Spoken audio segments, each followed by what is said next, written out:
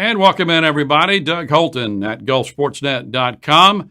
Last night, Monday night, the national championship game not going as Alabama hoped as the Clemson Tigers win it 44-16, perhaps the worst loss in the Saban era at the University of Alabama. What went wrong? We'll talk about that in just a minute with Coach Caleb Ross. First of all, let's hear from Coach Saban and Coach Dabo Swinney and Trevor Lawrence after the ball game Monday night. There's a lot of good things that our team did out there today, especially on offense. We did stop the run on defense, but we couldn't get off the field on third down. So, I mean, sometimes we just didn't get them covered. A couple times we made some errors on things that they did that we had not practiced that were difficult, and they're pretty good. We took care of the ball. We attacked, made big plays. Defensively, we bent a little bit, but we didn't break. Got some critical stops. We made some plays in special teams, and it was just a complete performance all the way through. That's just been amazing. The focus and how driven this team has been unbelievable. And just these seniors have just taken me in, and they kind of dragged me along, and until I got my feet under me, and they're awesome people as well as players. So. Joining us now in the arena to talk about the ball game last night, what went wrong for Alabama, what went right for the Clemson Tigers, Caleb Ross, the head coach of the Prattville Lions and former head coach, of course, and assistant coach in the Mobile area. Caleb, good to talk to you. Good to see you again. Yeah, it's good to see y'all. It's good to hear from y'all. Absolutely. Tell me about Trevor Lawrence last night a little bit. We just heard from him. How good was he last night, and what did they do to exploit that Alabama defense? Man, for what's amazing about that kid, the fact he's a true freshman. I know it's been talked about, but the poise that kid had last night, and he took some hits. And probably the thing to me that was most impressive, I really thought going in, like a lot of people, that Alabama's D-line would be able to take advantage of Clemson's offensive line. And to me, they were able to control the line of scrimmage or at least give Trevor Lawrence time to throw the football.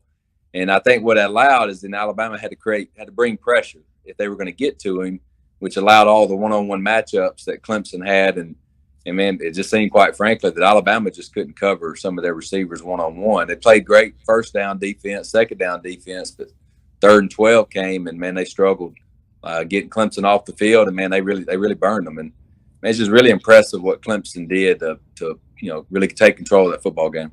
Yeah, Clemson hit some big third down plays, as you mentioned, and we heard Nick Saban talk in the post-game press conference about his safeties not getting to the right place. Do you think was it more of that, or was it more of what Clemson did and their talent level that made that presented problems for Alabama?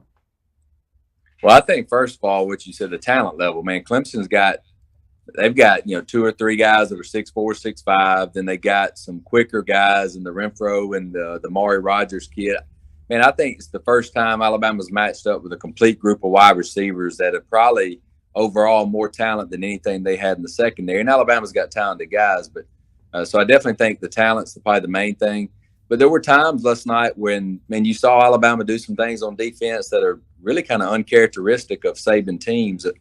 Safeties kind of eyes in the backfield and not really route. A lot of times they read routes so much and they match coverages off of what routes are being presented. And there's times where they look lost. I don't know if Clemson threw off some tendencies, gave them some false keys. I know the one right there early in the first quarter when I think Clemson's in some type of condensed set and they run a vertical. And I'm not real sure what the safety there was looking at. I know a lot of people were confused by that, looking at that, but I think Clemson really took advantage of some of that stuff. But I think, man, talent-wise, it was a scary matchup, and, man, Clemson was able to take advantage of that. Yeah, when you look at Clemson's roster, it's basically Georgia, South Carolina, North Carolina. They have a couple players from Alabama, including a guy that you went against in high school, Justin Ross. And just talk about his play last night, a young guy, but he really was a difference maker. Yeah, I thought he was. I thought he was the best player on that field last night. And, I mean, obviously he's a talented kid. He's a 4 or 5 star kid, #1 recruit in the state of Alabama coming out last year. And you're right, being a high school coach, we've had a chance to coach against him for really 3 years. 2 years at McGill, then 1 year I was the head coach at Opelika. Last year we played them. Man, I tell you, when we played him his junior year when I was the head coach at McGill, and he had some plays, but we overall had some pretty good success against him. Then last year at Opelika, man, it was a tight ball game, and basically, man, they threw it up to him a couple of times. He made some acrobatic catches and really pulled away in that game. But the thing the most impressive, man, he ran a punt back against us last year for about 70 yards. And he's a kid that's 6'4", 205, but he moved like a kid that was 5'10", 160 pounds. And man, he's just a special, special talent. And, man, Alabama had no answer for him last night. Yep. Let's talk about recruiting a little bit. Of course, the signing period coming up again with the victory last night and a couple players in the state of Alabama already. Does Clemson have more of an impact, you think, coming up this year, next year, after what they did on Monday night? I don't know so much about this year. I think most of I know there's still a few guys out there that everybody will sign, and I think each team will probably add 3 or 4 to their initial signing date. But I do think you'll see the impact in the years to come. I mean, you'll see next year, the year after. And right now, what Clemson's kind of becoming, they're kind of becoming that cool school, and they're able to start to recruit on a national level, kind of like what Alabama was doing, 3 and 4 years into Saban's regime, and then like some of the stuff USC's done over the years, maybe the Miami or maybe an Ohio State. Now Clemson's starting to recruit nationally, and they're kind of the cool school. They got a good culture. They got brand new facilities. Dabo's kind of a young, energetic. Yeah, I say he's young. He's 50, I guess, but he's an energetic guy that people want to go play for. So, yeah, I definitely think last night what you'll see is they'll continue to get 4- and 5-star players. Yeah, they have the bowling alley up there, so that's good. That's right. What about Alabama? Where do they go from here? Coach Saban and the staff, they lose a little bit of the staff maybe next year again, which they've handled pretty well. And they have some young guys, especially on defense.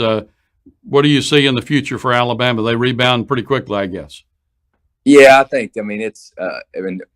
Alabama, obviously Clemson's caught up with Alabama, and there may be a couple other programs. Georgia's real close, and there may be a few others that can. But, man, Alabama still right now, they've recruited such a high level. And, man, Saban does such a great job. I think they'll be back there next year. They return a lot of their guys, a lot of their offense. They got to replace an O-lineman or two. And defensively, I know the Surtain, the cornerback, he's a freshman, and they got some other young guys. They'll have to replace their front. And so, but, man, they've recruited such a high level. You got to expect or at least anticipate that Alabama's going to be back there. It wouldn't shock me, and I don't think it shocks a lot of people if the same two teams are right back at it again next year for the national championship. Mm-hmm. They didn't put Jalen in last night or Monday night until the game was really over. Should they have put him in a little bit earlier last night? I don't know. I mean, I think everybody loves Jalen Hurts and what he represents and the type of kid he is. But just me being a coach and watching football, I don't know if Jalen was going to be the answer to get him back in it. They needed Tua's throwing ability to get the ball down the field to hopefully generate enough plays to get Alabama in it. I think it was more of a token of putting Jalen out there. To me, though, in that situation, it may even hurt. I don't know if it helps or hurts, but I don't know if putting him in was going to be the difference. I really think sticking with Tua was the answer, even though I will say Tua looked rattled at times. I mean, they did a good job, Clemson, of putting him in some situations. They blitzed and they confused him where it looked like he thought they were going to be in man, but they were in zone. And either they broke some of their own tendencies or he just really panicked. And that's the first time you've seen that kid do that, really. And which I think, though, last night's going to be good for that kid. I think probably he'll learn a lot from it, and man, I expect him to be very dynamic again next year on offense. Right. That's one of the things I noticed last night as far as preparation. You could tell Clemson, their players, their coaching staff did a great job of preparation, and they looked like they were in the playbook of Alabama. I think about the 4th down near the goal line when Tua rolled out. That didn't fool anybody, and Alabama got them a couple times, but most of the time Clemson was right on and pretty prepared for what they were going to see. Yeah, they seem like just being a coach and watching the strategy and the matchup, man, they seem to be a step ahead of Alabama. I agree with you.